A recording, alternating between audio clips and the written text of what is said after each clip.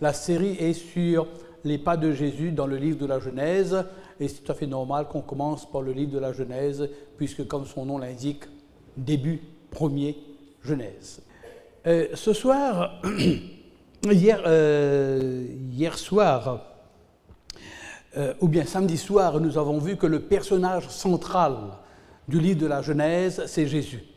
C'est vrai que nous avons les histoires de Joseph, Jacob, Abraham, Noé, etc. Mais à travers toutes ces histoires, il y a un personnage qui revient et que nous devrions comprendre et découvrir. Au cas contraire, on reste simplement sur le niveau de l'histoire. Nous avons vu hier que dans le livre de la Genèse, on nous parle d'une promesse. Et une promesse à qui? À Lucifer. D'accord? Une promesse qui nous montre une prophétie, excusez-moi, pas une promesse, mais une prophétie à Lucifer, une prophétie qui lui montre qu'il y a la guerre. On a déterré la hache de guerre. Et Satan est là prêt à voir quelle va être la progéniture, puisque c'est ce que Dieu dit à Satan, je mettrai une inimitié entre toi et la femme, entre ta postérité et sa postérité. Donc, le Seigneur est en train de dire que, voilà, il va y avoir la progéniture. Comment on dit ça en anglais? Seed, oui, la progéniture de cette femme qui va faire la guerre et qui va être victorieux. Et Satan est en train d'attendre, regardez, il a vu un venir, Caïn, et ensuite, alors qu'il s'apprêtait à faire la guerre à Caïn, il voit un autre qui arrive, il est déboussolé parce qu'il se dit, mais qui c'est qui est cette progéniture qui va faire la guerre avec moi? Et c'est comme ça qu'ensuite nous voyons qu'il inspire Caïn pour détruire, pour tuer Abel, et on verra quelque chose d'autre ce soir. Nous avons constaté aussi que Dieu va tuer un animal pour couvrir Adam et Ève. Et cet animal, c'est bien un agneau ou un mouton ou un de ces groupes d'animaux. Et nous avons vu aussi que cet animal, c'est un animal qui est tout doux et tout proche de l'être humain, de l'homme. Et je voudrais vous lire un texte ce soir pour commencer. Comme ça, ça va faire charnière et nous allons commencer par ce verset qui se trouve dans l'évangile de Jean. Et ce soir, vous allez voir qu'il y a une correspondance entre l'Ancien Testament et le Nouveau Testament, entre la Genèse et le livre de Jean, puisque ce sont les mêmes mots qui reviennent, au moins un mot qui revient dans le livre de Jean. Il est dit, au commencement était la parole, et la parole était avec Dieu, et la parole était Dieu. Nous avons vu cela dans la Genèse. Nous avons vu comment Dieu utilise la parole pour faire venir en existence les êtres, les choses, et les poissons, etc.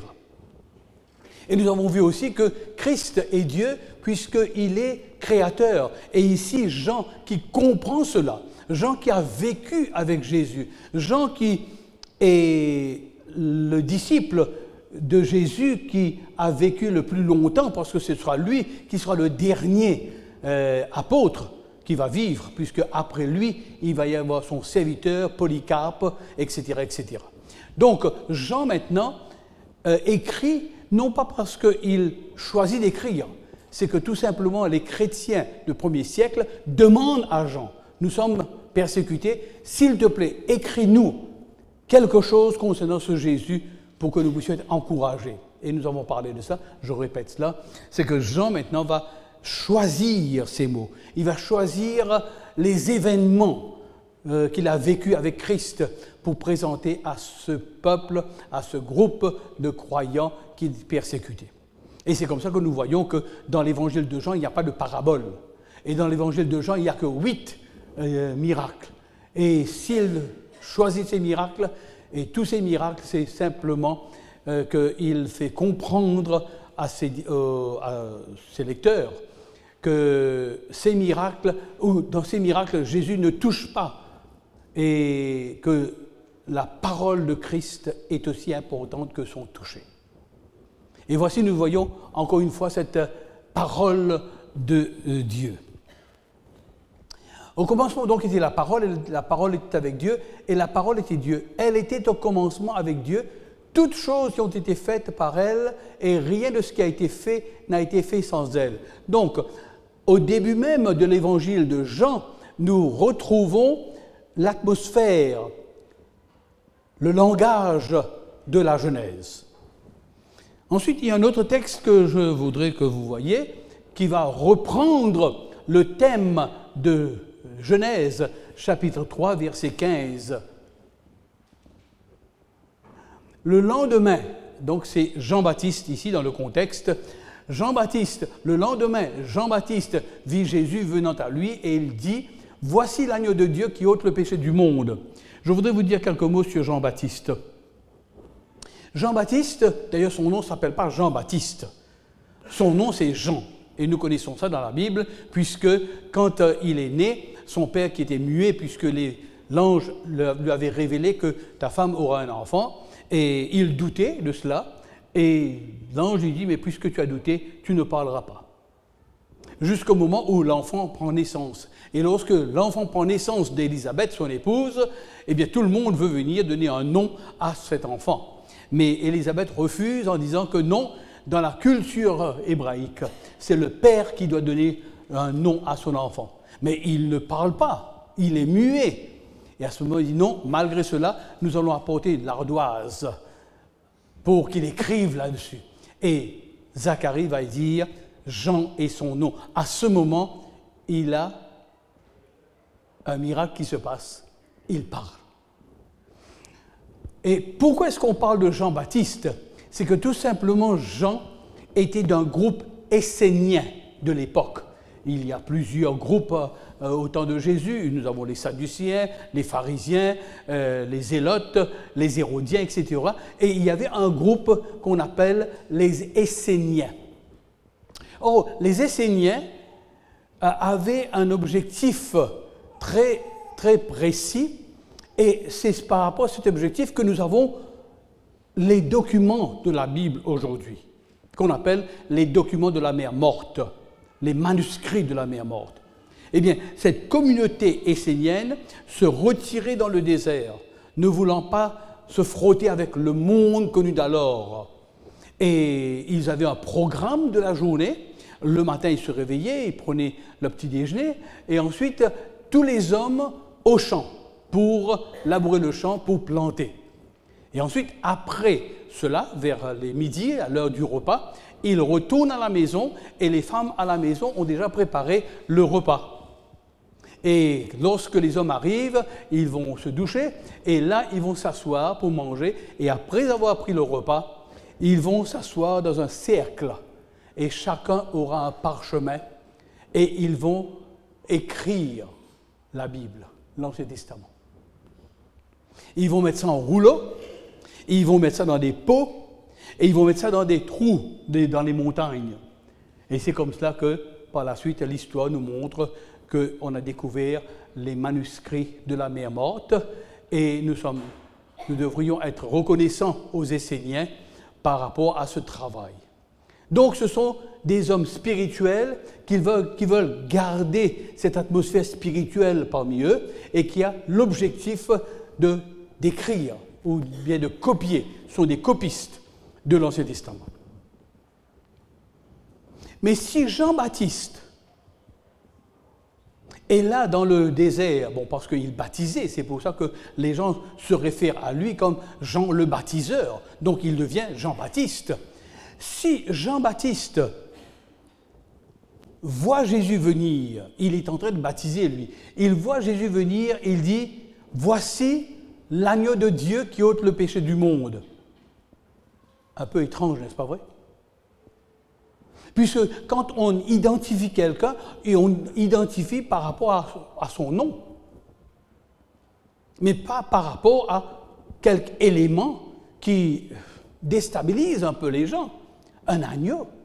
Et tout le monde se tourne probablement à cette époque, et si vous étiez là vous aussi, si nous étions près du Jourdain, eh bien on serait retourné pour chercher un animal. Mais Jean-Baptiste montre Jésus et dit « voici l'agneau de Dieu qui ôte le péché du monde. Ce qui veut dire que Jean-Baptiste, qui était un copiste, qui écrivait sur des parchemins le livre de la Genèse, entre autres, savait très bien que cette première prophétie était en rapport avec l'animal. Que dans le livre de la Genèse, il y a eu un acte de la part de Dieu de tuer un animal et d'offrir un sacrifice, et il savait que c'était un symbole. Et que le vrai agneau va venir, c'est pour cela qu'il a cultivé cet esprit et cette pensée. Et lorsqu'il voit Christ poussé par l'esprit, inspiré par l'esprit, il identifie Jésus comme l'agneau de Dieu. Ainsi, ça me ramène encore dans la Genèse pour me montrer que ce personnage principal du livre de la Genèse, c'est bien l'agneau, c'est bien Jésus. Et demain, nous allons voir un peu encore sur cet animal, ou bien cette personne, Jésus-Christ. Nous allons parler encore de l'agneau. Je voudrais que nous revenions encore sur cette première prophétie, puisque c'est si important que nous devrions retenir cela, puisque c'est si important pour nous, puisque de cette prophétie va découler beaucoup d'autres prophéties pour enrichir cette première prophétie. Dans la Bible, il y a des milliers de prophéties. Mais toutes les prophéties qui vont venir pour enrichir, pour s'agrafer à cette première prophétie. Je mettrai une inimitié entre toi et la femme, entre ta postérité et sa postérité. Celle-ci t'écrasera la tête et tu lui blesseras le talon. Donc, nous devrions nous rappeler que cette prophétie est la plus importante de toutes les prophéties. Oui, c'est vrai qu'il y a la prophétie de Jésus qui va retourner, etc. Mais cette prophétie est à la base même et de capitale importance. Et si Satan prend cela au sérieux, à combien plus forte raison nous devrions le prendre au sérieux. Donc, nous avons cette progéniture de la femme qui va venir pour combattre Satan. Et je voudrais juste ouvrir une parenthèse. Est-ce que nous pouvons combattre Satan? Ou bien est-ce que nous sommes en guerre avec Satan? Ou bien est-ce que Satan est en guerre avec nous? Constamment. Nous avons vu hier que Dieu dit à Caïn, eh bien le mal est à ta porte. Tu dois le contrôler. Et constamment dans notre vie d'aujourd'hui, nous avons ces problèmes. Est-ce que nous pouvons combattre Satan? Nous voudrions le combattre, mais nous ne pouvons pas le combattre. Il y a un texte qui me vient à l'esprit, Romains chapitre 16, verset 20, que nous n'allons pas mettre au tableau, mais Romains chapitre 16, verset 20, qui nous dit que « Et Dieu, le Dieu de grâce, écrasera Satan sous vos pieds. » Ce qui veut dire que nous avons à lutter, mais nous n'avons pas à lutter seuls. Nous avons cet agneau, ce Jésus, qui nous aide à écraser Satan sous nos pieds. Et demain, nous allons voir cela un peu de plus près. Eh bien, laissez-moi vous montrer un autre texte qui est très intéressant, et qui se trouve dans la Genèse. Vous voyez comment je jongle entre le Nouveau Testament et l'Ancien Testament, entre Jean et la Genèse, pour soutenir ce que nous sommes en train de développer. Il créa l'homme et la femme, il les bénit et il les appela du nom d'homme lorsqu'ils furent créés. Il y a un problème là. Je ne sais pas si vous voyez le problème. Quand il a créé, il n'a pas donné le nom d'Adam. Qu'est-ce qu'il a donné? Homme. Et remarquez que ce qu'il dit, il créa l'homme et la femme. Deux sexes opposés, n'est-ce pas vrai? Et il les bénit et les appela du nom d'homme. Les deux appellent le nom homme. Est-ce qu'une femme est un homme? Nous devons clarifier cela. En français, comme en anglais, ou comme en allemand, nous avons un mot, mais qui est une traduction de l'hébreu. Mais en hébreu, il y a un autre mot que je vais juste mentionner et que ensuite nous allons voir comment la philosophie, pas la philosophie, la psychologie d'aujourd'hui nous montre quelque chose de très intéressant. C'est que son nom s'appelait Ish. Ish veut dire terre rouge, parce qu'elle est sortie de la terre. Nous arrêtons à ce niveau-là. Mais comment se fait-il qu'il y a les hommes? Il appela du nom d'homme. Comment se fait-il qu'il donne le nom d'Adam, homme, Ève, homme? Qu'est-ce que ça veut dire? Mais ce n'est que la psychologie d'aujourd'hui qui nous aide à comprendre que dans l'homme, dans l'être humain, il y a des deux, et l'homme et la femme.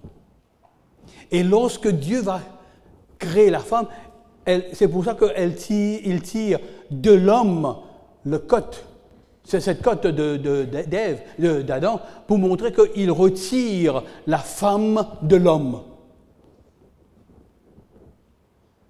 À bon entendeur, salut. Puisque trop souvent, hélas, nous les hommes, nous critiquons les femmes d'avoir mangé le fruit défendu, et c'est pour ça que nous souffrons.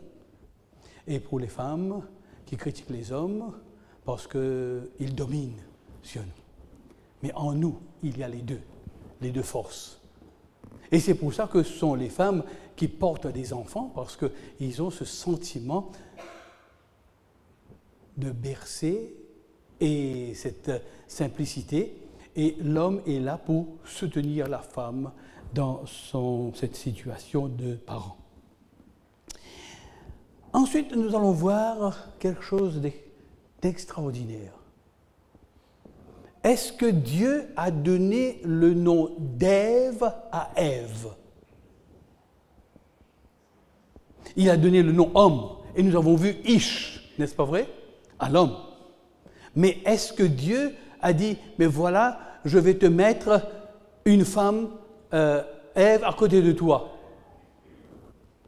Lorsque Dieu crée Ève, il va utiliser à plusieurs reprises des génériques, mais il ne va pas donner le nom d'Ève. Et pourtant, Dieu a créé Adam et Ève. Mais nous avons vu le texte ici qui nous clarifie les choses. Allons voir dans le chapitre 3 de la Genèse. Il est dit, Adam donna à sa femme le nom Isha. Lui, il est Ish, la femme devient Isha. Et c'est comme ça que nous avons le nom Ève. Et pourquoi Ève? Que veut dire Ève? Il explique. C'est Adam qui explique. Il dit, Adam donna à sa femme le nom d'Ève, et il explique la raison pourquoi il donne ce nom. Car elle a été la mère de tous les vivants. Attention. On doit se ralentir un peu. Et il faut aller doucement, lentement. Et comprendre quelque chose de très intéressant. Aujourd'hui, on donne des noms à nos enfants, n'est-ce pas vrai? Alors que l'enfant est encore dans le ventre de sa mère, on commence à discuter, mari, femme, et il y a les parents, les grands-parents, etc. Quel nom qu'on va donner à l'enfant? Et aujourd'hui, on peut savoir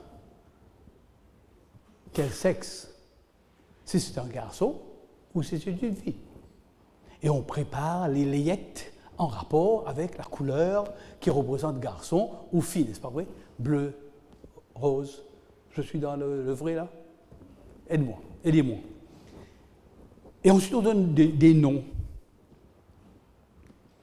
Pour nous, ce qui fait joli, le nom de l'acteur, Elvis, ou Cliff, n'est-ce pas vrai?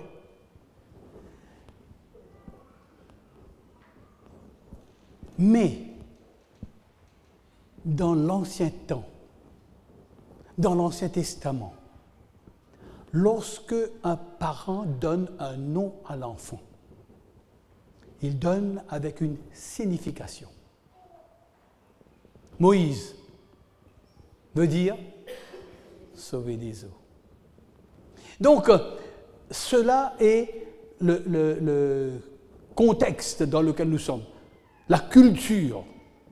Et ce n'est pas seulement la culture juive, mais si vous allez à Madagascar, vous allez voir la même chose. Par exemple, on va donner le nom de Fanza. Fanza veut dire fleur. Tanteli veut dire miel. Mais ce n'est pas tout. Si vous allez en Polynésie française, à Tahiti, c'est la même chose.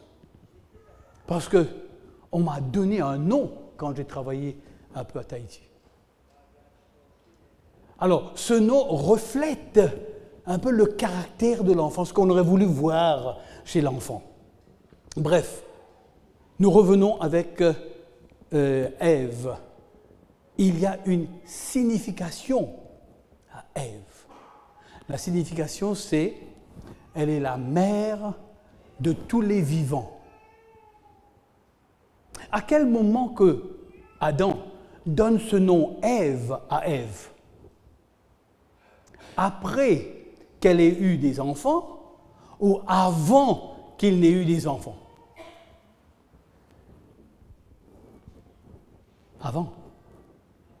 Mais s'il donne le nom d'Ève, la mère de tous les vivants, ce qui veut dire qu'il a entendu cette première prophétie. Et s'il a entendu cette première prophétie, il a dû se dire, mais il va y avoir une progéniture. Et c'est pour ça que je choisis un nom. Ève. Eh bien, à ce moment, il y a quelque chose qui se passe chez Adam et aussi bien chez Ève, qui fait le titre de ma présentation de ce soir. La foi. Puisque Adam a entendu Dieu lui dire « Tu ne mangeras pas de l'arbre de la connaissance du bien et du mal, car le jour où tu mangeras, tu mourras », il a désobéi à cet ordre. Et à partir de cet ordre, à partir de l'ordre que Dieu a donné, il y a un principe qui se développe, le principe de séparation. Tu manges tous les arbres, cet arbre est séparé. Il y a 6 jours de la semaine, le 7e est sacré.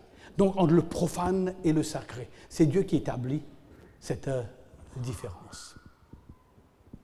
Et lorsque Dieu dit « tu ne mangeras pas », il a désobéi à Dieu. Et cette fois-ci, il a une autre possibilité pour accepter ou pour refuser cette prophétie de Jésus, de Dieu. Mais, avec le nom d'Ève, il dit « Une fois, j'ai été échaudé, mais pas 2 fois. Une fois, je n'ai pas obéi. Une fois, je n'ai pas cru. Mais là, maintenant, j'ai la foi, j'ai la confiance. Et je donne ce nom en signe de ma foi, de mon... Maintenant, je vais vous donner une définition de la foi. Ça, c'est ma définition en fonction de ce que j'ai étudié et de ce que nous allons voir pour justifier ce que je vais dire. La foi, c'est un attachement à Dieu. Adam s'accroche à Dieu. Adam accepte cette prophétie. Il se soumet à cet ordre de Dieu. Il s'attache à Dieu. Et c'est ça pour moi, la foi. Je ne peux pas le démontrer. Nous ne pouvons pas le démontrer. Et bien souvent, nous utilisons le texte de Hébreux chapitre 11. Et c'est clair, chapitre 11, verset 1er. Mais nous ne pouvons pas démontrer la foi. La foi vient de l'intérieur et s'exprime vers l'extérieur. Et nous avons un texte qui justifie ce que je suis en train de dire. Et c'est l'apôtre Paul qui va le dire dans Romains, chapitre 10, verset 17. Ainsi, la foi vient de ce qu'on entend, et ce qu'on entend vient de la parole de Christ. Et nous avons vu qu'au début, au commencement, était la parole. Et nous avons vu comment la création est venue en existence par cette puissance de la parole. Et lorsque je me tourne vers cette parole et j'accepte cette parole, j'éprouve et j'exprime la foi. Mais il y a des gens qui refusent ce Saint-Livre. Et alors, il fait mentir ce texte. Parce que toutes ces sciences que nous faisons, je répète ça encore, toutes les sciences qui nous sont ouvertes, toutes ces fenêtres ouvertes, si elles nous aident à nous rapprocher de Dieu, nous sommes sur le terrain solide. Mais si toutes ces connaissances que nous avons, scientifiques, nous éloignent de Dieu, nous sommes sur le sable mouvant. Et donc, Adam, maintenant, exprime par ce nom qu'il va donner à sa femme, il exprime la foi. Il s'attache à Dieu, il s'accroche à Dieu, et il croit qu'il va y avoir un libérateur. Il croit fermement. Et c'est pour cela qu'il croyait que Caïn allait devenir cette progéniture qui va être le Rédempteur, ou celui qui va sauver la terre. Et c'est pour cela que dans la culture juive, il porte une attention toute particulière au premier-né garçon. Puisqu'il pense et il croit fermement qu'à travers ce premier garçon, la progéniture va lutter contre l'ennemi et va en faire la guerre et va être vainqueur. Et jusqu'à aujourd'hui, les Israélites ont ce concept. Et c'est pour ça que vous allez voir Jésus qui va venir pour redresser cette situation. Et ensuite, Jésus va donner des paraboles sur paraboles concernant le fils aîné, le fils prodigue. Vous voyez ? Il va donner des paraboles dans ce sens pour montrer que, attention, vous pouvez faire des erreurs, parce que ce n'est pas le premier-né, mais c'est celui qui est envoyé par Dieu. Allons voir quelques textes pour justifier ce que je viens de dire et comment la foi est un attachement à un maître. Et là, nous allons prendre un peu de temps pour voir quelques textes dans les livres du Nouveau Testament, dans les évangiles. Puisque là, nous sommes en contact avec Christ maintenant. Il est sur la terre. Nous allons voir comment lui, il va définir la foi, comment lui, il comprend la foi. Et je crois qu'il va comprendre la foi comme moi, je comprends maintenant, ou bien moi, je comprends la foi comme lui, il a compris la foi. Alors, bien sûr que je ne peux pas écrire toute l'histoire sur le tableau, sur l'écran, mais je retire la quintessence, pas le contexte que je vais vous donner. Il y avait un homme, un centurion romain. Un centurion veut dire c'est quelqu'un qui est un chef, qui a 100 soldats sous ses ordres, sous son commandement. Et voilà que ce centurion a un serviteur, et le serviteur est malade. Et le maître envoie une délégation de Juifs vers Jésus pour dire de venir pour guérir son enfant. Mais là, il y a quelque chose d'important. Parce que ce centurion romain, il est envoyé par Rome, il est sur un territoire étranger ou conquis par les Romains. Il est sur la Palestine. Il est un expatrié. Et en tant qu'expatrié, il a des avantages. Et parmi les avantages qu'il a, c'est d'avoir des serviteurs, des servantes. Et si, par exemple, le serviteur tombe malade et meurt, un ou une de perdu et 10 de retrouvé. Ce qui veut dire qu'il n'a pas à s'en faire. Ce serviteur est malade. Mais pourquoi il insiste? Pourquoi il demande à ce que Christ vienne pour faire un miracle? Pour redonner la vie et la santé à son serviteur. Cela démontre le caractère de cet homme, doux, aimant. Et ensuite, lorsque les Juifs vont voir Jésus pour lui dire de venir, parce que, écoute, il faut que tu fasses ça pour lui, parce qu'il aime notre nation, et il a même construit des synagogues pour nous. Ce qui veut dire qu'il n'est pas simplement un homme qui exprime son amour, mais il aussi exprime sa compassion. Et c'est un homme qui vit avec les hommes, qui peut se frotter avec les autres et qui peut comprendre les autres cultures. Et pourtant, il est un soldat. Pourtant, il est un capitaine de l'armée. Pourtant, il a 100 soldats sous ses ordres. Et voilà. Alors que Jésus accepte, Jésus s'approche de sa maison. Et cet homme, il a appris la leçon. Et il va dire quelque chose, et nous allons voir la leçon qu'il a appris au préalable. Car moi, je suis soumis à des supérieurs. Il dit, n'entre pas sous mon toit, Seigneur. Dis un mot et mon serviteur sera guéri. Parce que moi, je suis soumis à des supérieurs. J'ai des soldats sous mes ordres. Et je dis à l'un, va, et il va. À l'autre, viens, et il vient. Et à mon serviteur, fais cela, et il le fait. Lorsque Jésus entendit cela, il admira le centenier et il se retourne maintenant vers la foule qui est composée de Juifs. Et il dit, je vous le dis, même en Israël, je n'ai pas trouvé une aussi grande foi. Qu'est-ce que Jésus a vu chez ce centenier pour faire la déduction que cet homme a la foi, une aussi grande foi? Qu'est-ce qu'il a découvert? Premièrement, il a appris sa leçon des Juifs. C'est que pour le Juif, un non-Juif est un païen. Un non-Juif est un impur. Et pour un Juif qui reçoit sous son toit un païen, un impur, qui lui demande un verre d'eau, le Juif doit lui donner un verre d'eau. Mais après avoir bu, ce Juif va prendre ce verre et va l'écraser. C'est ça la culture. Le Juif ne se mélange pas avec les autres. Et j'ai eu l'occasion d'étudier en Israël.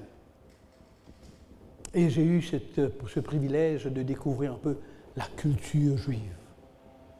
C'est une culture bien, bien spéciale. Et alors, l'homme accepte, l'homme a eu sa leçon et l'homme est obéissant. Toi, juif, toi, Jésus qui est juif, tu n'es pas digne de rentrer sous mon toit. Non, non, non. Un païen peut aller chez le juif, mais le juif ne peut pas aller chez le païen parce qu'il est impur, et s'il va chez le païen, il devient impur. Seigneur, n'entre pas sous mon toit. Dis un mot, et mon serviteur sera guéri. Mais avant, ensuite il dit, mais il qualifie quelque chose. Il dit, moi je suis un soldat. J'ai 100 soldats sous mes ordres. Je dis à l'un, viens, il dit oui, il vient. À l'autre, va, et il va. Dis un mot. Comment est-ce que Jésus trouve la foi dans cet homme? Si la foi, nous avons défini, la foi est un attachement à un maître, comment est-ce que cet homme découvre, comment est-ce que Jésus découvre la foi de cet homme? Comment? En quoi? Qu'est-ce qui a fait un déclic pour que Christ déclare « Je n'ai pas trouvé une aussi grande foi en Israël ». C'est parce que tout simplement, ce soldat qui a ce chef de l'armée, qui a des soldats sous ses ordres, donne des ordres et les ordres sont exécutés. Mais au-dessus de lui, il a aussi des commandants. Et il obéit aux ordres des commandants. Pourquoi? Pourquoi est-ce qu'il obéit à des ordres des commandants? C'est parce que il y a un lien, il faut le respect de l'autre. Et Jésus découvre la foi chez cet homme parce que l'homme se met en position inférieure à Christ. Et il dit, tu es un commandant et je veux accepter ton ordre. Dis un mot et mon serviteur sera guéri. Donc c'est là la foi de cet homme, l'attachement à Jésus. Nous allons voir une autre expérience dans le livre de Luc. Il est dit, un jour Jésus monta dans une barque avec ses disciples. Il leur dit, passons de l'autre côté du lac. Et ils partirent. Pendant qu'ils naviguaient, Jésus s'endormit. Un tourbillon fondit sur le lac. La barque se remplissait d'eau et ils étaient en péril. Ils s'approchèrent et le réveillèrent en disant, « Maître, maître, nous périssons !» S'étant réveillé, il menaça le vent et les flots qui s'apaisèrent et le calme revint. Puis il leur dit, « Où est votre foi ?» Saisis de frayeur et d'étonnement, ils se dirent les uns aux autres, « Quel est donc celui-ci qui commande même au vent et à l'eau et à qui ils obéissent ?» Jésus est fatigué. Il a été avec la foule. Il a fait son travail, il est fatigué, il a besoin de repos. Il dit à ses disciples, eh bien, passons de l'autre côté. Il entre dans la barque de Pierre, pêcheur, qualifié, expérimenté. Et alors qu'il ramait pour s'écarter de la rive, Jésus s'endormit. Et il s'endormit dans un profond sommeil. Et alors un tourbillon s'élève.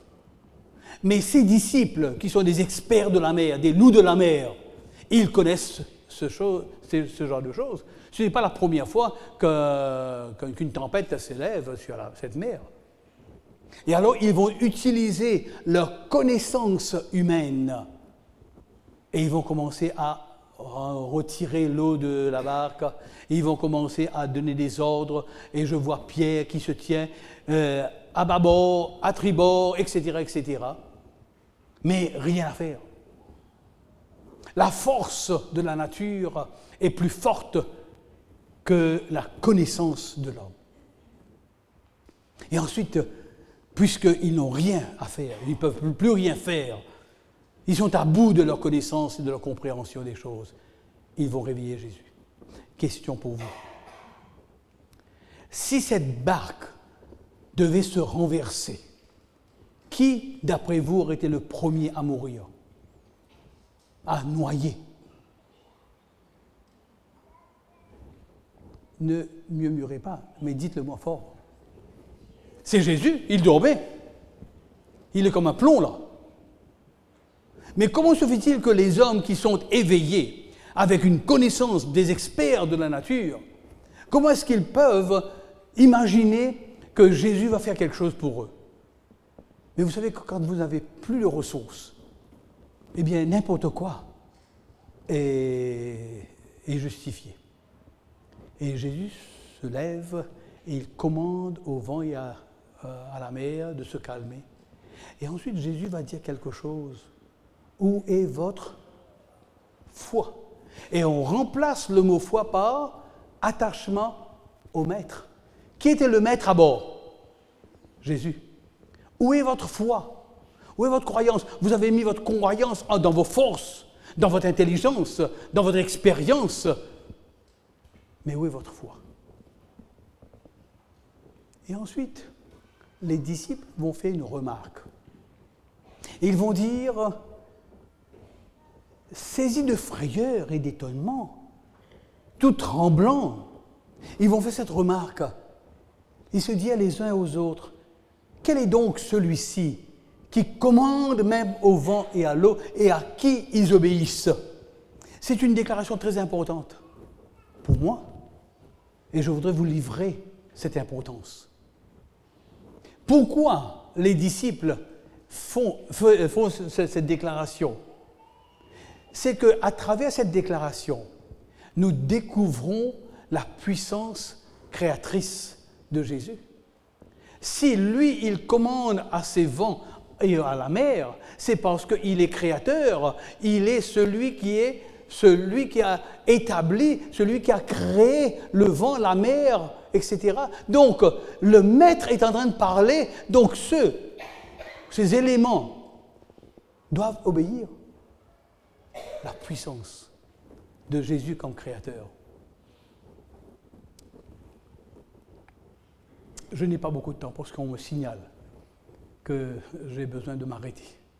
Et comme je vous ai dit, je respecte que je dois vous laisser partir à 8 heures, à 20 heures. Eh bien, je n'ai pas le temps, mais peut-être que demain soir, je vais essayer d'écouter un peu la présentation et vous donner un troisième élément, une troisième histoire. Mais vous voyez, cette série que je suis en train de faire avec vous, je l'ai vraiment compressée, puisque dans cette série, il y a 20 sujets. Mais là, j'ai vraiment choisi, cherché à trier et à mettre que 6 présentations. Et alors donc, vous comprenez pourquoi je suis limité. J'ai beaucoup plus de choses à dire, je suis limité. Mais sur ce, je vous remercie pour votre attention.